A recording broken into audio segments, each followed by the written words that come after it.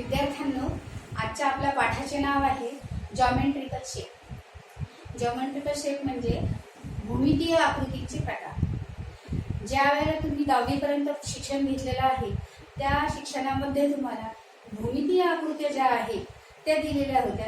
त्या म्हणजे कोणत्या? सर्कल। सर्कल म्हणजे गोल वर्तुळ। त्यानंतर आहे स्क्वेअर। स्क्वेअर चौकोन। त्यानंतर त्रिकोण ट्रायंगल। त्यानंतर रेक्टँगल म्हणजे आयत। त्यानंतर दिलेला आहे ओव्हल म्हणजे अंडाकृती वर्तुळ ज्याला आपण म्हणतो। त्यानंतर आहे पंचकोन म्हणजे पेंटागॉन। त्यानंतर षटकोन हेक्सागॉन। तर अशा पद्धतीने ह्या ज्या भूमितीय आकृत्या आहेत ह्या भूमितीय आकृत्यांचा आपल्याला ड्रेस मेकिंग मध्ये उपयोग केला जातो। आता ह्या कुठे वापरल्या जातात? ज्या वेळेला आपल्याला सुरुवातीला जॉब शिवायचा असतो, कुठलाही उदाहरणार्थ ब्लाऊज असो, पेटीकोट असो किंवा तुमचं शर्ट असो, पॅन्ट असो, कुठलाही जॉब जो शिवायचा आहे त्या जॉबमध्ये आपल्याला या आकृत्यांचा समावेश करावा लागतो। तो समावेश करताना त्याचं मेजरमेंट पहिले अत्यंत आवश्यक आहे। समजा एखादी आकृती आपल्याला काढायची आहे तर त्यासाठी आपल्याला या आकृत्यांच्या आधारानेच तो आकृती काढावी लागते। आकृती काढायची म्हणजे जेव्हा आपण मेजरमेंट घेतो, मेजरमेंट घेतल्यानंतर आपल्याला ती आकृती आपल्या वहीमध्ये किंवा ब्राऊन पेपरवर किंवा कापडावर टाकावी लागते। त्यावेळेला आपल्याला या आकृत्यांच्या आधाराने जर पूर्ण ती डायग्राम तयार करावा लागतो। ज्या वेळेला आपण डायग्राम करतो त्यावेळेला या निश्चित आकृत्या कशा येतात त्या डायग्राम मध्ये किंवा त्या प्रात्यक्षिकामध्ये त्याचा आज आपण उल्लेख कसा करायचा ते समजावून सांगणार आहे। तर बघा, पहिल्यांदा आहे आपला हा सर्कल। सर्कल म्हणजे गोल वर्तुळ। आता हा वर्तुळ जो आहे हा कसा येतो आपल्या जॉबमध्ये किंवा आपल्या प्रात्यक्षिकामध्ये? ज्या वेळेला आपण अम्ब्रेला फ्रॉक किंवा अम्ब्रेला कमीज आपण अम्ब्रेला जेव्हा घेतो त्यावेळेला आपल्याला 4 पदरी घडी करून या पद्धतीने त्याची आखणी करावी लागते। आखणी केल्यानंतर ही 4 पदरी घडी आहे, इथे फोल्ड आणि फोल्ड लिहिलेला आहे। तर अशा पद्धतीने हा पावभाग सर्कल झालेला आहे। आता हा पावभाग सर्कल झाल्यामुळे ही 4 पदरी घडी आहे, पूर्ण हा उकलल्यानंतर या पद्धतीने हा सर्कल तयार होतो। म्हणजे आपल्याला या आकृतीचा उपयोग अम्ब्रेला फ्रॉक किंवा स्कर्ट मध्ये घेतला जातो। अशा पद्धतीने हा तयार होणारा हा अम्ब्रेला स्कर्ट आहे। म्हणजे आपली जी आकृती आहे, भूमितीय आकृती जी आहे सर्कल, तिचा उपयोग आपण या अशा पद्धतीने इथे घेतलेला आहे। दुसरी आकृती आहे आपली, ती आहे ओव्हल म्हणजे अंडाकृती सर्कल जे आहे। आता अंडाकृती सर्कल मध्ये आपला कुठे याचा उपयोग केला जातो? तर बघा, आपण ज्या वेळेला डायग्राम काढतो ब्लाऊजचा, ज्या वेळेला ब्लाऊजचा डायग्राम काढतो, हे कापलेलं ब्लाऊज आहे, हा आहे त्याचा समोरचा भाग आणि हा आहे त्याचा मागचा भाग। तर समोरच्या भागाचा जो आहे हा गळा आणि मागच्या भागाचा हा गळा आहे, हा एक सोबत कापल्यानंतर याचा जो आकार आहे तो अंडाकृती वर्तुळाप्रमाणे तयार होतो। अशा पद्धतीने हा अंडाकृती इथे ब्लाऊजच्या गळ्यामध्ये किंवा ड्रेसच्या गळ्यामध्ये, पंजाबी ड्रेसच्या इत्यादी ठिकाणी या अंडाकृती गळ्याचा वापर केला जातो। तशाच पद्धतीने हा इथे आहे अम्ब्रेला बाही। ज्या वेळेला आपण अम्ब्रेला बाही कापतो, अम्ब्रेला बाही ही फ्रॉकला लावली जाते, टॉपला लावली जाते। तर अशा पद्धतीने ही जी बाही आहे ही बाही कापताना पहिले चौकोनी कपडा घेऊन त्यावर या पद्धतीने डायग्राम टाकून नंतर ही अंडाकृती बाही कापून आपण आपल्या फ्रॉकला किंवा टॉपला लावू शकतो। म्हणजे आपल्याला हा भूमितीय जो हा आकार आहे अंडाकृती किंवा ओव्हल हा इथे आपल्याला मिळतो। अशाच पद्धतीने दुसरा आहे आपला स्क्वेअर। आता हा स्क्वेअर जो आहे हा स्क्वेअर आपल्याला भरपूर ठिकाणी डायग्राम काढताना याचा उपयोग केला जातो। जसं ब्लाऊज आहे, फ्रॉक आहे, तर अशा पद्धतीने हे जे आहे स्क्वेअर, या स्क्वेअरचा उपयोग करून आपण डायग्राम तयार करू शकतो।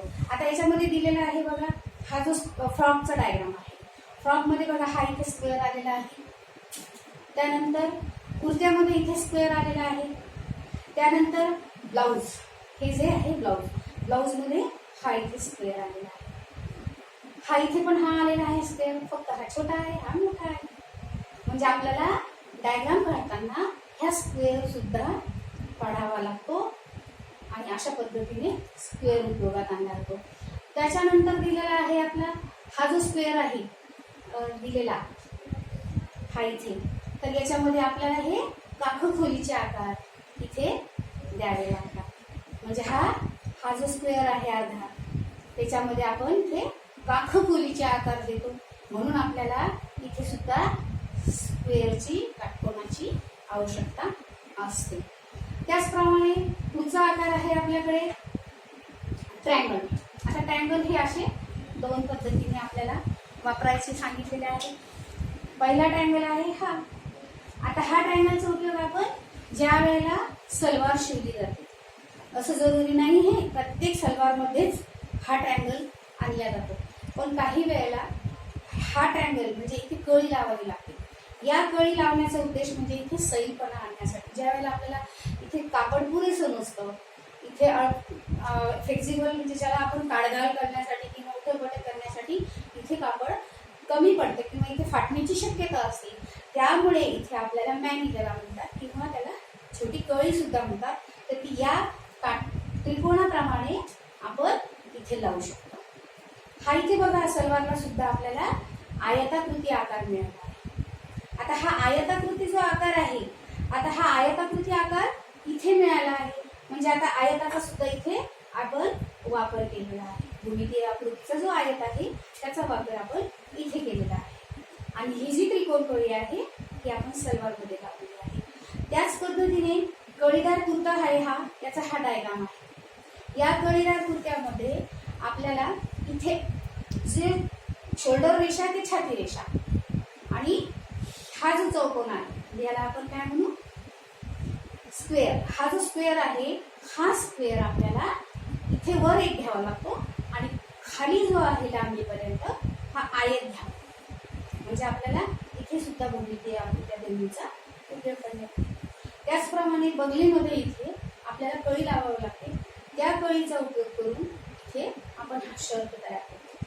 अशा पद्धतीने हा त्रिकोण इथे हा जो त्रिकोण आहे त्याचा वापर आपण इथे केलेला आहे. आयत आणि हा आयताचा वापर करून आपण इथे सुद्धा कुर्त्याला सुद्धा आयत दाखवलेला आहे.